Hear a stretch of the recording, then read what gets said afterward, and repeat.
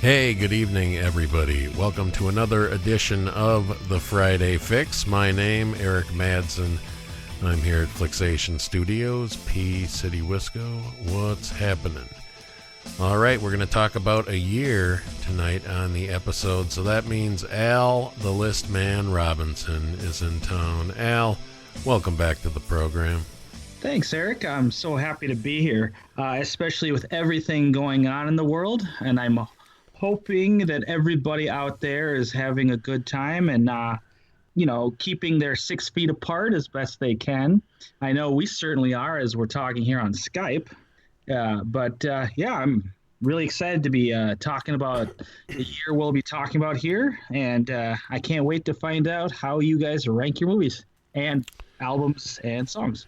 All right, Al. So on the last couple of episodes here, we've discussed our situations. What's going on with you, Al? Are you essential? Are you locked in the house? What's going on?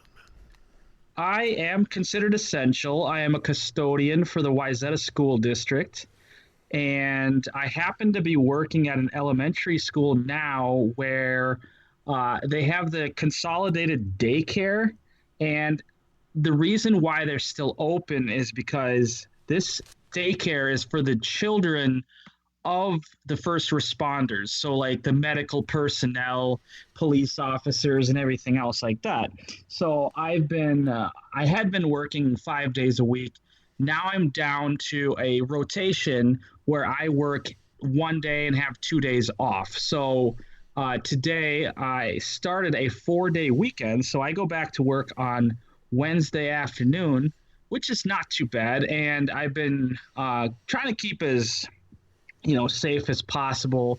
In fact, my mom actually went out and bought some fabric materials to build a mask for me. And so I should be able to get that. And when I go out to work on Wednesday, I should be able to wear it.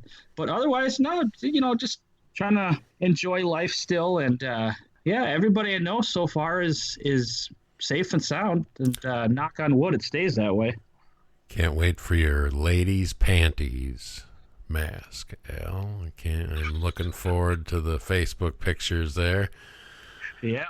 All right, so Al, we're back here. We're going to be talking about another year. Where we give our top 5 films, top 5 albums, and top 5 songs of a year. So we've been going to other people lately to bring us a year to count down. And we have done so once again. Friend of the show, Quintin Kleinschmidt, is here with us this evening. Quintin, welcome to the program. Thanks so much, Eric, for having me. I really do appreciate this, man. So what's the year? What are you bringing with you tonight, man? I think 1995 is a good year. It's the first year that came to my head for a specific reason. Well, I don't want you to give away or as we call it here on the show, Al, pull a Julia and give us something from the top of your list as you explain why you've chosen 1995. So don't give it all away if that's the case, but what's 19? Yeah, she went right for it, Al. Too quick, yeah. Yeah. So what's 1995? What do we got here, man? Well, 1995 is the year, and maybe this is slightly embarrassing for you two, maybe, because I'm probably the one that's younger than most, but 1995 was the year that I was born. All right. Al and I have done those years as well of our birth, and let's just say, they're a little bit before 1995. Hey, Al? Yep. Sometimes it's hard to tell how old somebody is by the sound of their voice, but I just had my birthday, and I am 38 years old. Oh, boy. Old man, Al, old man. Yeah, I wish I was 38. Let's just say that. Yeah. And Eric is only 17 and a half. Yeah. No, I'm drunk as fuck, Al. So Yeah. I'm at least 21 here. So, Oh, that's true. Yeah, you have to be legally drunk. yeah. So, Al, in 1995, I just graduated high school in 93. So I'm 20 years old in 1995. We'll get into what I was up to. There's nothing specific about that year that I remember, but yeah, 20 years old, Al. What were you in 95, and what were you doing in 95? So in 95, I was 13. I would have been in about seventh grade. Yeah, the seventh grade. That sounds right. All right, that's what you were doing. I'm surprised you haven't gone blind, Al. Yeah, I was just riding my bike around the neighborhood. All right, so what we talk about here on these shows, of course, top 5 albums, top 5 singles, and top 5 films. We also going to give a couple of examples of things that fit with this year for us or whatever, kind of a pop culture thing. We'll get to that in a minute, but 1995. All right, yeah, interesting year here, folks. We got, of course, the Oklahoma City bombing takes place that year. OJ takes place. Pretty much everything OJ takes place that year, Al. We got the Bronco Drive, which I remember watching on TV, of course. He is acquitted in October of 1995. So, yeah, OJ, Al. Rough. Yeah, what a trial. Could you imagine being part of that jury and being sequestered for like 3 or 4 months? I mean, I imagine what that would be like if you're told to stay in place, huh? Yeah. The American Crime Story series that was on FX. Right. I think the first season was The People versus OJ. Yeah. I think it was the first one. Yeah. Yeah, and obviously for dramatic effect, that TV show was probably a little exaggerated, but they talk about that slightly in that show about the jury being miserable for a very extended period of time. Yeah. Oh yeah, people were even trying to figure out ways of getting kicked out of the jury. On jury duty, I imagine, I've never been on jury duty, but I imagine you can't drink. Yeah. You can't get drunk as fuck? Oh, come on. Probably not. that would probably be a hard pass for me then. Quinn, are you from New England? No, I'm from Wisconsin, but I live in New England because that's where I'm stationed right now.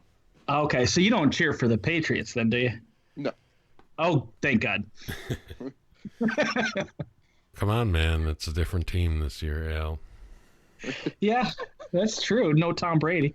All right, so yeah, let's talk about what else went on that year, guys. Brad Pitt was voted sexiest man alive that year. Yes, he was. By People magazine. Yeah, that must have been the first one, huh? Yeah, maybe not. Maybe not. All right, so let's talk about the music, guys, of 1995. We're going to give our top 5 albums in just a second, but just to put the year in perspective, these were the top 5 number 1 hits of 1995.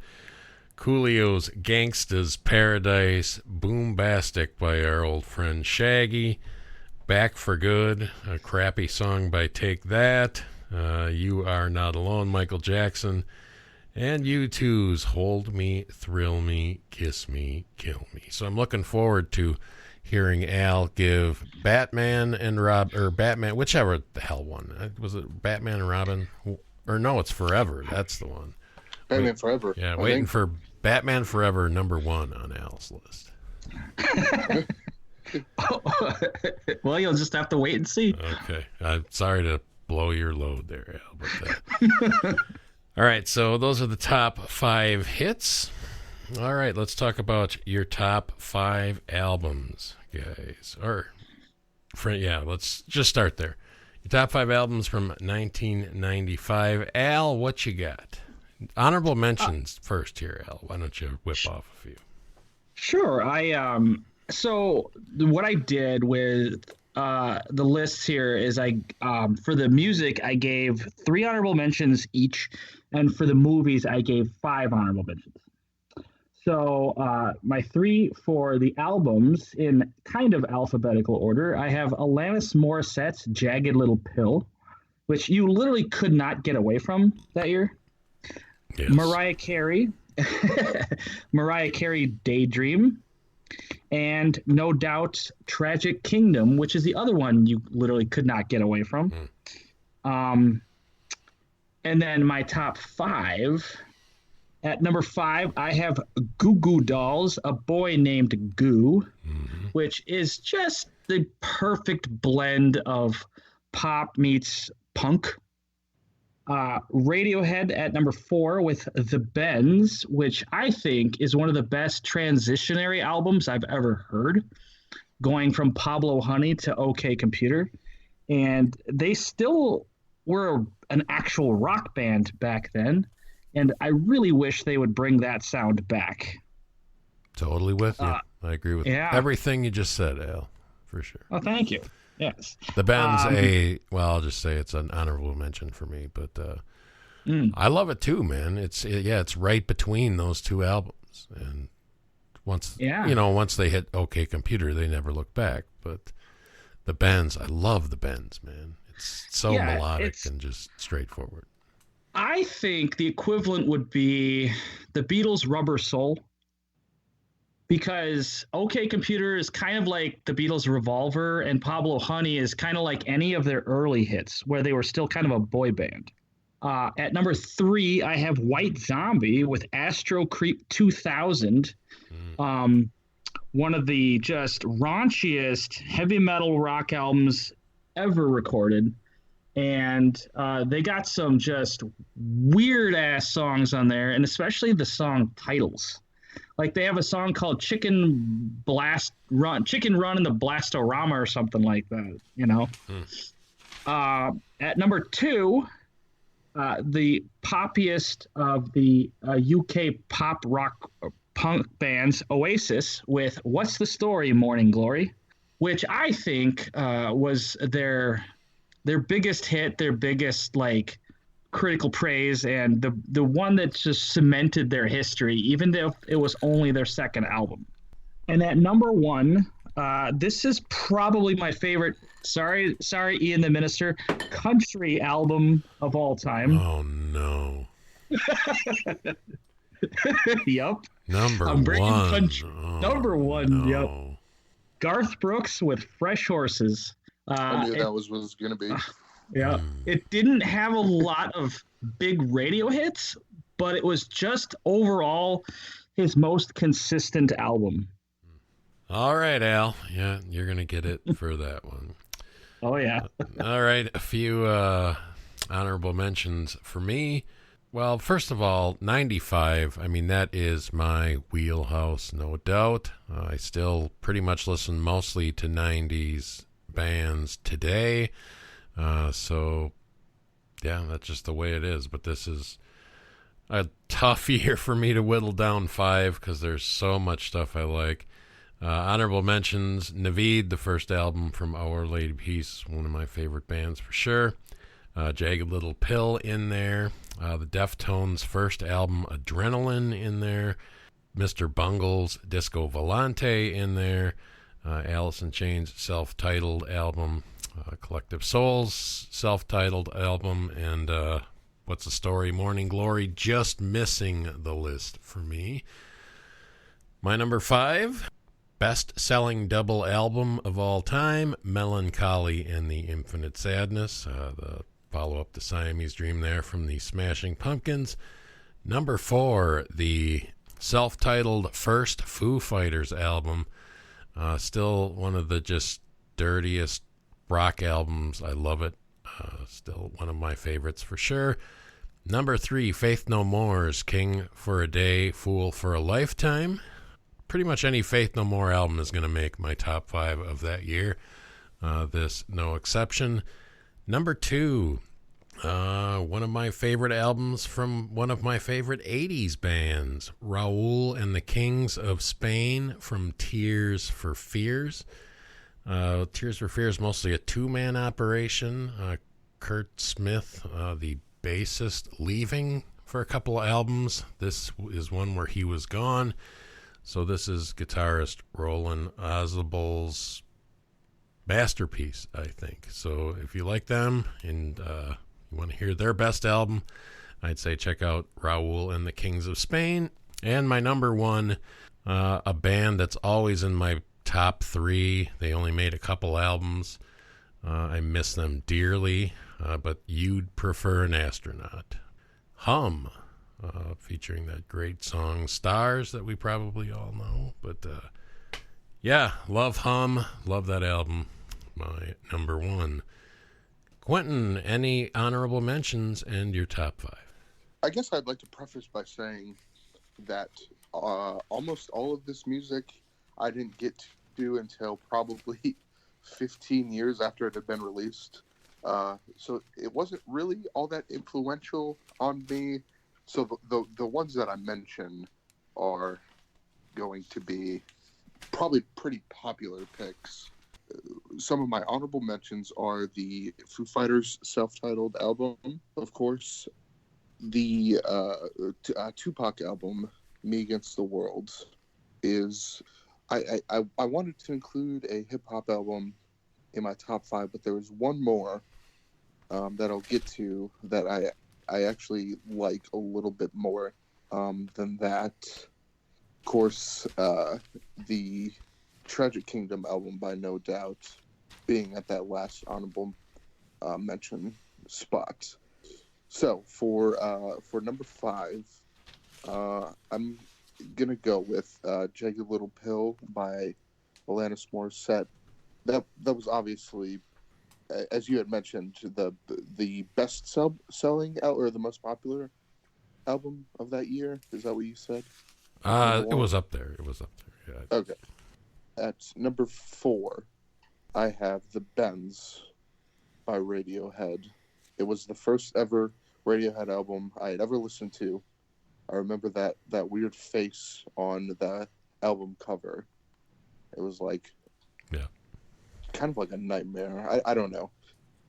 At number four, I have Only Built for Cuban Links, the Raekwon album, which has a ton of Ghostface Killah features on it, and I like that album. That's the hip hop album that I had to sneak in there that I like a little bit more than that Tupac album.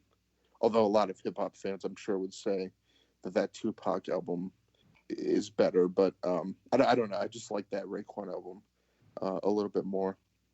At number two, I have What's the Story, Morning Glory for Oasis. When I think of Oasis, I think of this album, seeing that vinyl in my dad's collection growing up, and it's just always stuck out. Like, when I think of Oasis, I think of 3 or 4 songs that are just specifically on that album. And then at number one, because I've been a big fan of them ever since I first heard them, Melancholy and the Infinite Sadness by Smashing Pumpkins. They're actually the only band I've ever seen perform that's on this list, and I enjoy them quite a bit, that album. But that's probably the only thing I have to offer for this music, being that I wasn't there during the cultural impact of this music coming out, but those albums I really enjoy quite a bit. I got a question for you both. Since you both put Melancholy and the Infinite Sadness on your list, part of the reason I didn't consider it is because, to me, there's too many songs that I think weren't quite good enough. And would you prefer if they kind of took the best of that and made it one disc? Or do you love it just exactly the way it is?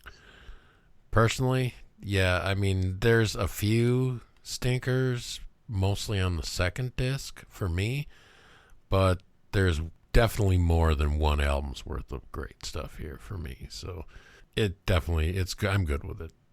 Billy's got to indulge himself once in a while. So yeah, Yeah, I mean the reason I put it on there is because, and I do think it's probably a little ham-fisted, kind of, yeah, like a little self-indulgent, maybe. But when I listen to it, it's what reminds me of Smashing Pumpkins the most.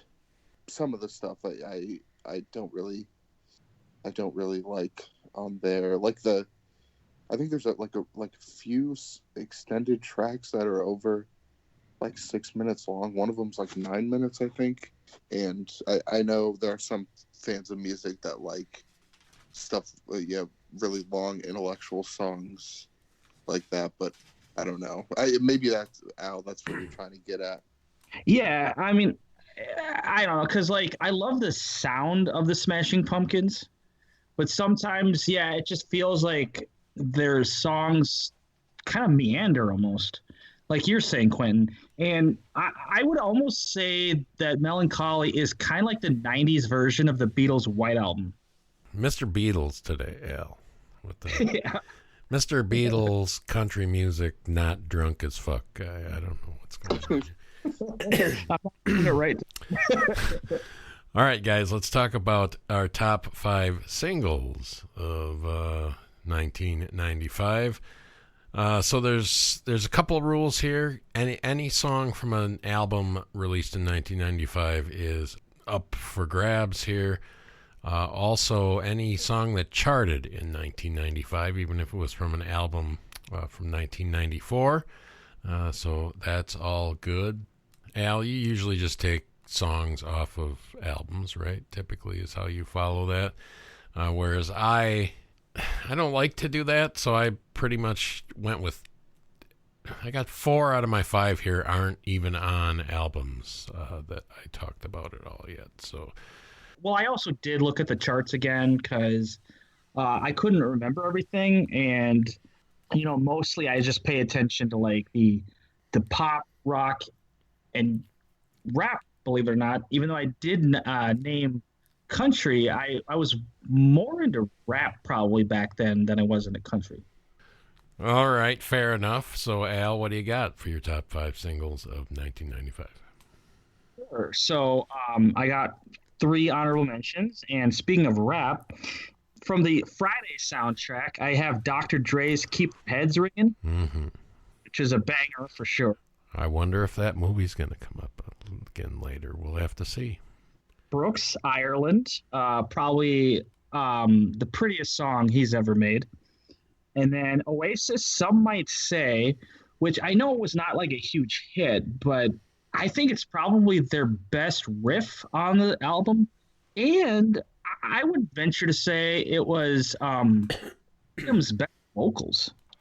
At number 5, speaking of another British rock band that we've already talked about, Radiohead. But I went with High and Dry because, again, I'm a huge fan of riffs.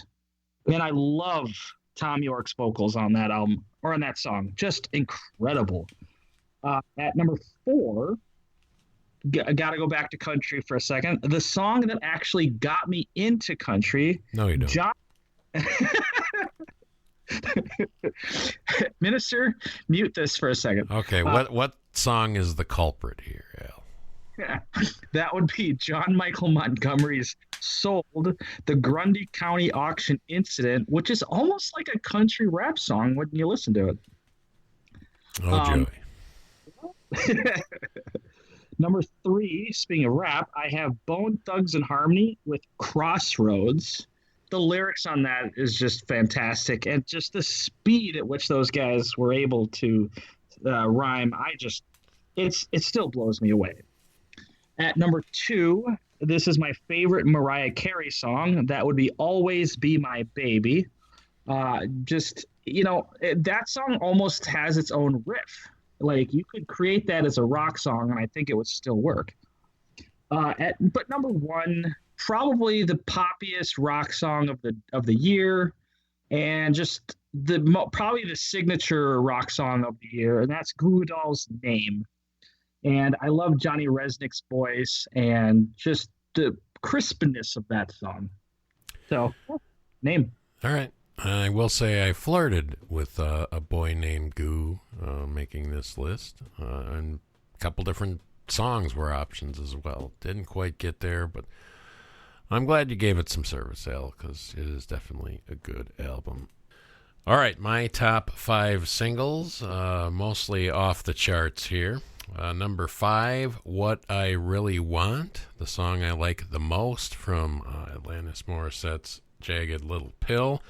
Kind of a little bit more rocky and a little more grungy than the rest of the tunes, so that's my number 5. Number 4, Sick of Myself, from solo work of Matthew Sweet. Pretty straightforward alternative hooky riff there.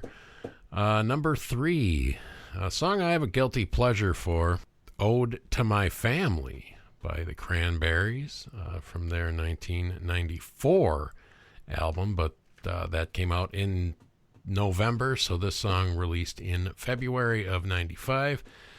Number 2, also from a 94 album, but getting a March of 95. It hit the charts in March of 95. Hurt, the 9 Inch Nails classic, of course. And number 1, the only one from an album that I mentioned before, also from my number 1 album, that song hums Stars. So, yeah, one of the great power rock alternative songs of the 90s. Check it out, Stars. Quintin, songs, what are your singles du jour? Well, I have a lot of probably pretty popular choices here. But so I have, let's see here, 3 honorable mentions. The first one, you'd mentioned it earlier, Hurt by 9 Inch Nails. I had heard this song after the Johnny Cash version that came out just before he had passed away, the country version. So I had, my mom had mentioned this 9 Inch Nails version of the song, and I went and listened to it. I actually do think it's better than the Johnny Cash version, which the Johnny Cash version is great in its own right. Another honorable mention is Defunct by Daft Punk, and I had heard this song after I had discovered Daft Punk when they were doing features on like Pharrell Williams songs in like 2013, and I had never heard or listened to Daft Punk before then, and I went back and listened to their old stuff, and I remember this song quite a bit. And Daft Punk is just a fun band. It's that the like futuristic, like I don't even know what kind of sound Daft Punk is, but I enjoy listening to it quite a bit. And then my last honorable mention is Brooklyn Zoo by Old Dirty Bastard, and I feel like I've mentioned. Oh yeah, the ODB, man. I feel like I've mentioned a lot of Wu-Tang. But hey, Quintin, did you ever see the video of, I think this was on MTV, of Old Dirty Bastard going to cash a government assistance check? No, I've never seen this. Yeah, he was like a millionaire, and he had somehow gotten like an unemployment check, and he went and cashed it. He wasn't broke. Was he like trolling people? Yeah, it was something like that. I mean, the fact that it was on MTV must have meant like it was some kind of tongue-in-cheek joke, but it was still really funny. So if you haven't heard of that, just like YouTube it. It's hilarious. Yeah, I will. I'll be sure to check that out. He was always. I watched the Wu-Tang docuseries on Hulu, and it portrayed him as probably the most eccentric one, maybe. I don't know. I mean, they were all sort of that way. But anyway, I guess top 5 now. Yeah. So the 5 at number 5. I find this song in this artist. You mentioned him earlier that I don't know if he's like a legend, but Bombastic by Shaggy. This song is both equally like kind of irritating, and at the same time catchy, and it's probably Shaggy's most accessible song, I would say, or popular song. Oh, I guess that wasn't me, which was later on, was pretty popular. But yeah, I mean, that song, I've heard it so much in my life. I sort of had to give it its due here. At number 4, I have "You Ought to Know" by Alanis Morissette. It's the song I know Alanis Morissette for the most, so I put her song on there, and I would say pretty confident in saying that's her most popular song ever. I mean, it brought theater blowjobs to the forefront of popular culture once again, and that's deservedly so. Yeah. Let's see. At number 3, I have "Wonderwall" by Oasis. There are a lot of songs off What's the Story, Morning Glory, like Champagne Supernova, that I like a lot, but I would say that this, like I said earlier about like that album being the album that people remember Oasis for the most, and maybe Al had mentioned that it was after that album is when people really caught on to that band. I would say that this is the song that they go back to when they say this is Oasis, and maybe that's the first song that they put on. So Wonderwall is my number 3. And number 2 is Bullet with Butterfly Wings, Smashing Pumpkins. Not my favorite Smashing Pumpkins song, but I do like that song quite a bit. I think it's probably my favorite song off that album. 1979 is a good song as well, but that song, probably the most accessible song off that album. And probably another song that gets mentioned in the when Smashing Pumpkins is brought up. And then my number 1 is "Dear Mama" by Tupac. I think people had said that me Against the World, that Tupac album was Tupac's most sort of like introspective album. I guess that's probably his best song off that album, because I don't think, you guys would have to correct me, I don't think California Love was on that album, or was it even? Yeah, I don't think it was on that album at all. No, California Love was released as a single. Okay. And then when he released All Eyes on Me, it was released as a remix. Okay. Got you. So maybe is Dear Mama? Yeah, Dear Mama is on that album. Then was it?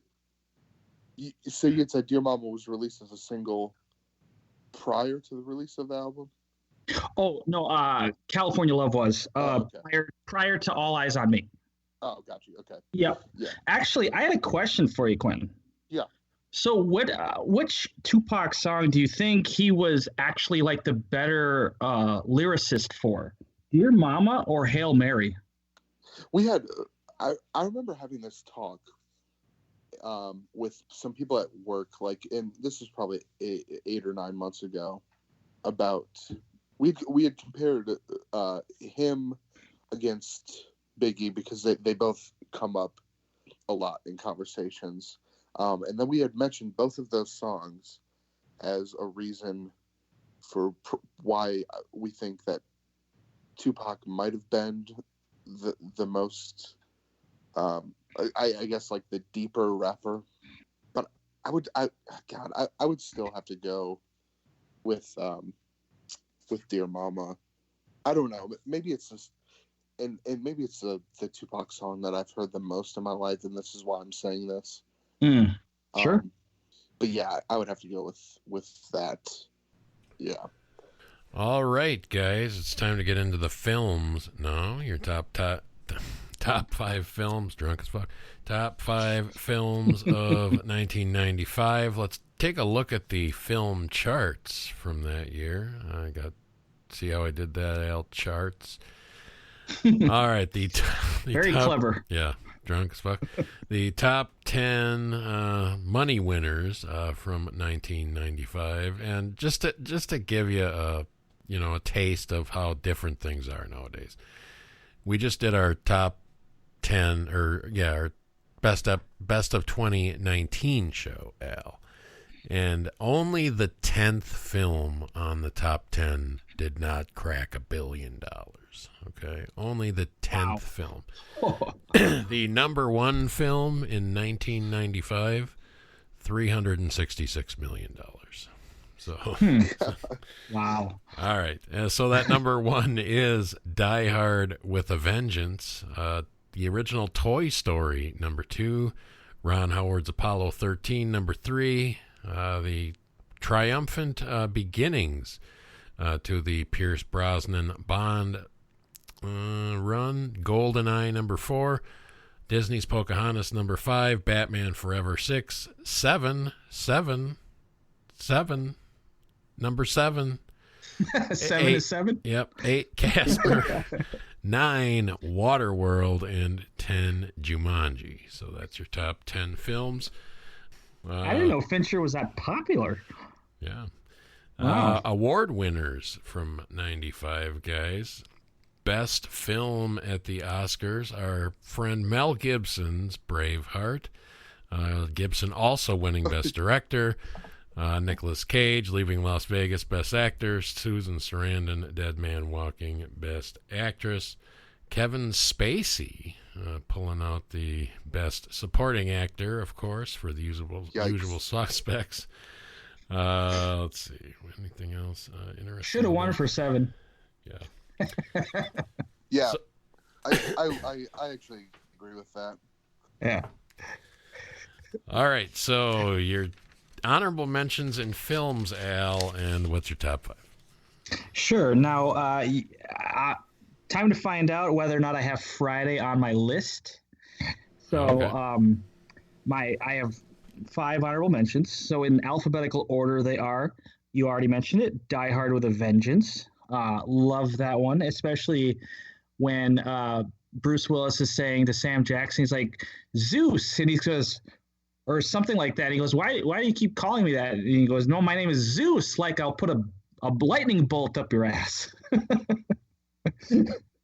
Classic. Grumpier Old Men, because you gotta love Walter Matthau and Jack Lemmon. Yes, sir. Oh, yeah.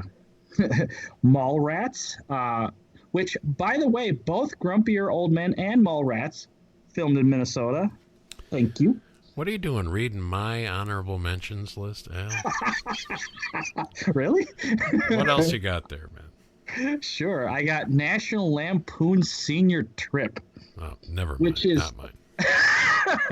Which is far and away one of the least respected, least watched of the National Lampoons, but really, really hilarious.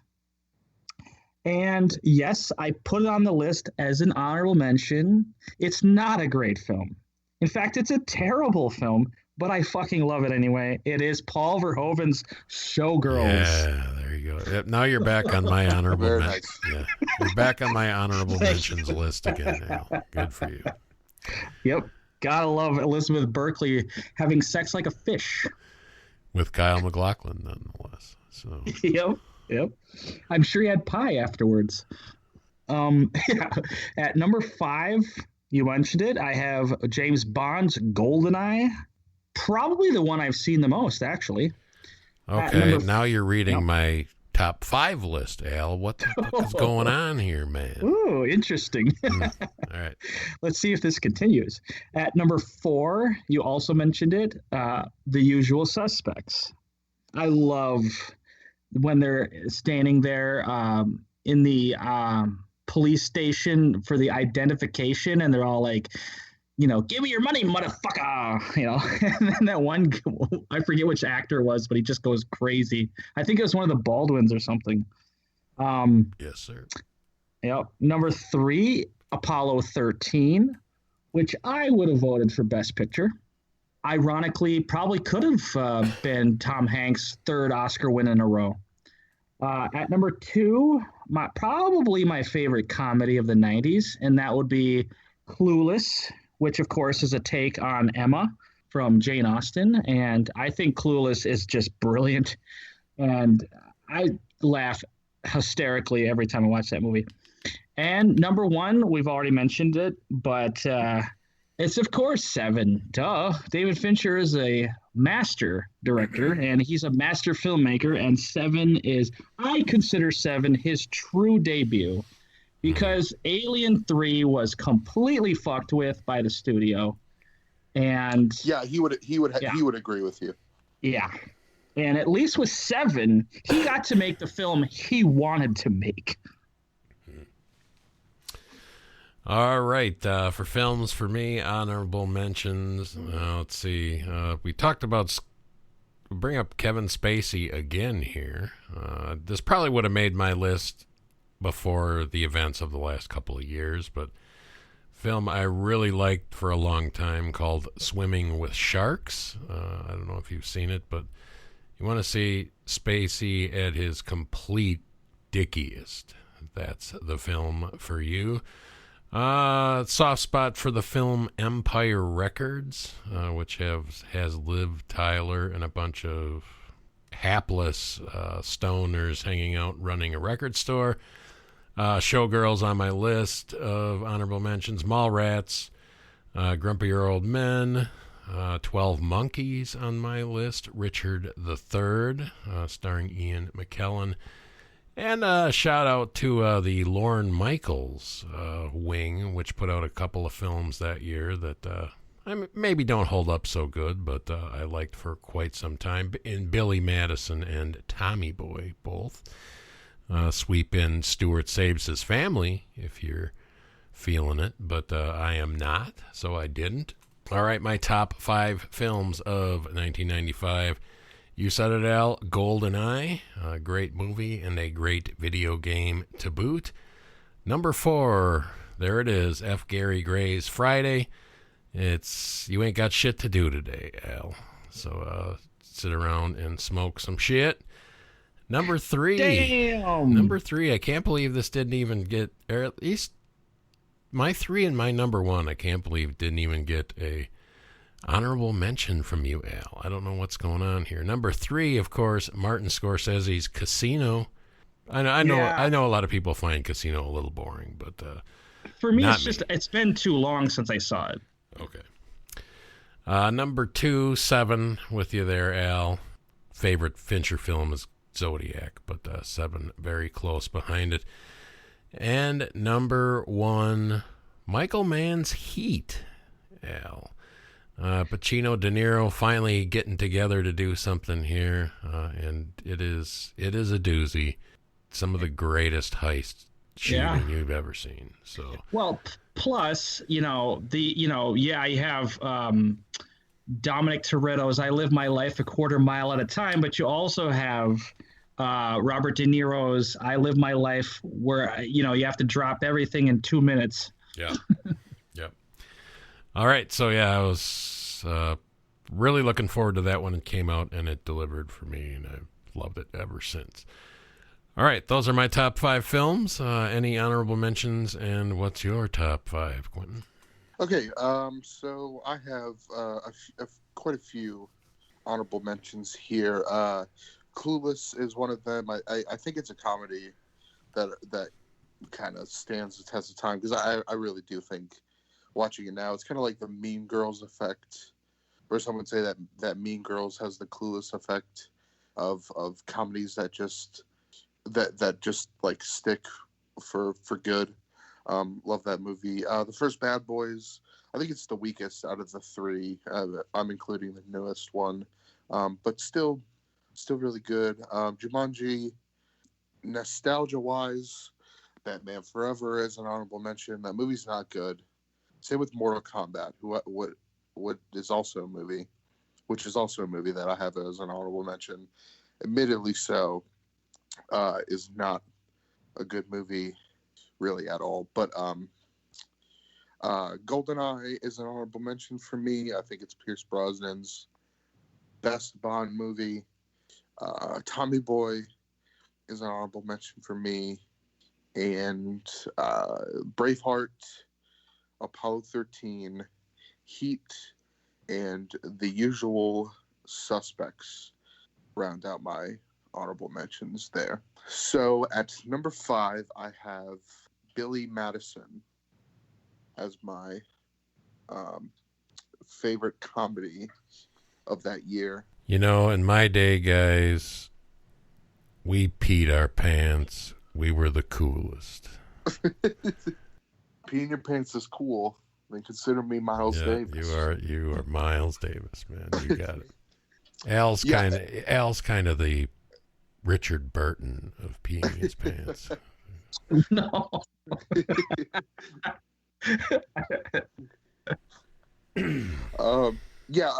Billy Madison is actually one of my favorite sailor movies. I know he gets a lot of shit for what he's done recently, with the exception of Uncut Gems. But I mean, this was prime Sandler. This was Sandler at his absolute best, and I think the movie is great. With Happy Gilmore as my favorite Sandler movie comedy ever. At number 4, I have Casino. That's great. I think it's inferior to Goodfellas, and I think a lot of people, film fans, film critics, whoever would agree. But I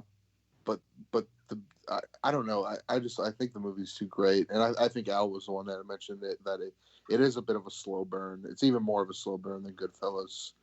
But I have Casino at number 4. At number 3, I have 12 Monkeys, Terry Gilliam movie.